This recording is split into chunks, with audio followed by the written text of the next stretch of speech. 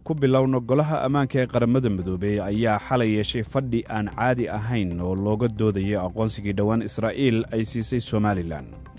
haddaba waxaa dooda golaha ammaanka si toosa ula socday soo saaraha barnaamijka saaka Liibaan Cabdi Warsame oo hadda istuudiyaha ila jooga.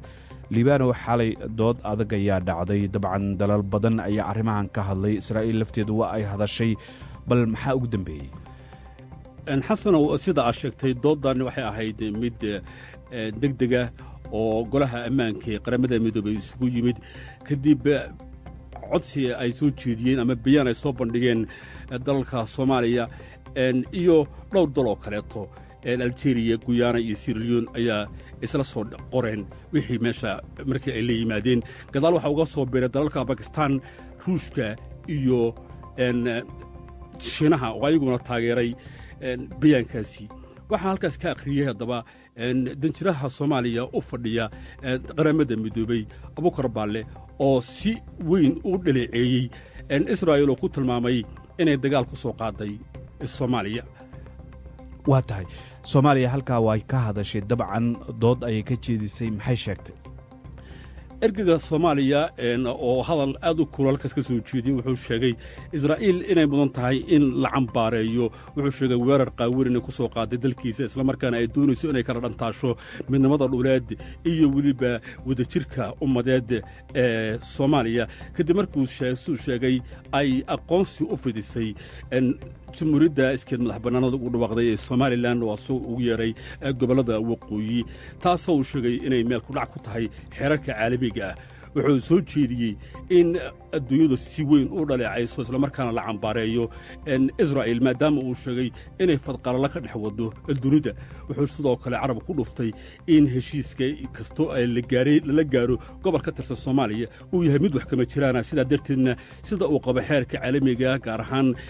axdiga qaramada midoobay ku dhisan tahay iyo kan kale ee midowga Afrika intuba inay mamnuucayaan. wuxuu ku eedeeyey Israa'iil in ay wado qorshe lagu kala gogoynayo Soomaaliya isla markaasna wuxuu sheegay in dhammaan dunidu ay tahay in ay u midowdo cambaareynteeda. waa tahay liibaano, Israa'iil lafteeda halkaa way ka hadashay arrimaha Somaliland iyo go'aanka ay ku aqoonsatay ayuu ka hadlay danjiraha halkaas u fadhiya. marka isna muxuu sheegay oo uu ku doodayey? danjiraha Israa'iil u fadhiya qaramada midoobay oo asaguna ka jawaabaya dooddaasi eedaynta Soomaaliya wuxuu sheegay in heshiiska ama aqoonsiga u fidiyeen Somaliland uu yahay mid sharciga ku salaysan. wuxuu sheegay in xiriirka Somaliland kala dhaxeeyo uusan ahayn mid hadda soo bilowday isla markaana wuxuu carab ku dhuftay in sanadkii sidoo yiri 1960 markii Somaliland xornimada ay qaadatay Israa'iil ay ka mid ahay 353 dal sidoo sheegay oo si rasmi ah u aqoonsaday. wixii xilligaas ka dambeeyeen wuxuu yiri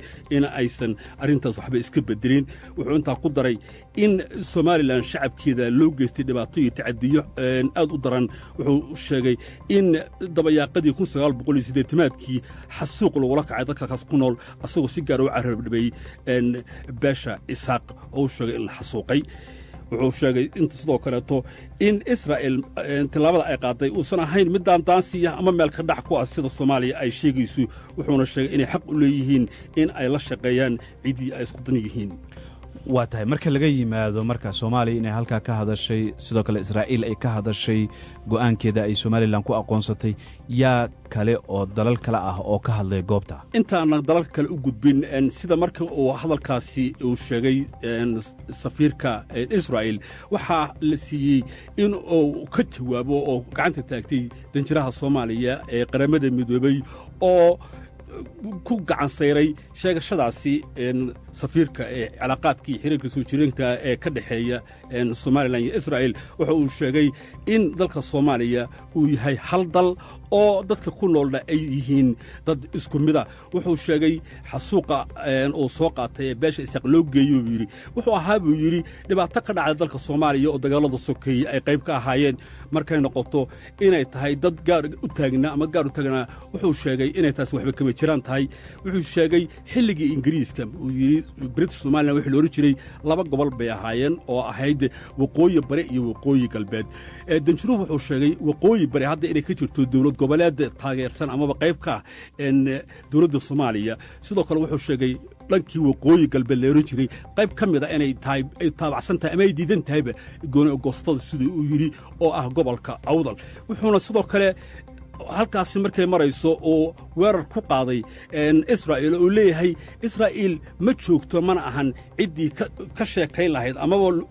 ku beerdulcusan lahayd dunida in xasuuq meel laga geystay wuxuu ku eedeeyey in xasuuq maalin kasta socda hadda ay geystaan asagoo yidhi 70,000 oo qof in ka badan oo carruur iyo haweenno ay ku jiraan ayaa dishiin oo bari ka qasa wuxuu kaloo carab ku dhuftay in israa'iil qalalaasaha halkaas ay ka wadaa uu yahay mid aan dhaha laga qarsan karin isla markaasina aysan u baahnayn Soomaaliya inay kula soo hiigato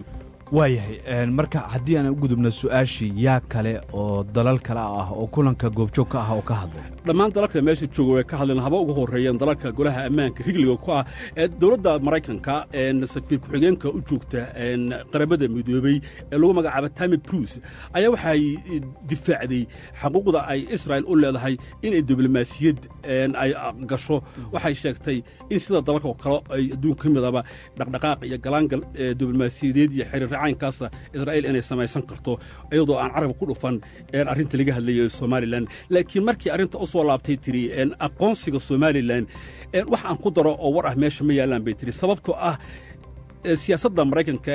xaggaas iyo Somaliland la xiriirta waxba iskama bedelin ilaa hadda markii intaas ku koobsatay laakiin dalalka kaleeto rigliga ah way hadleen waxaase xusid mudan inay jireen dalal kale oo ayagana meeshaasi ka hadlay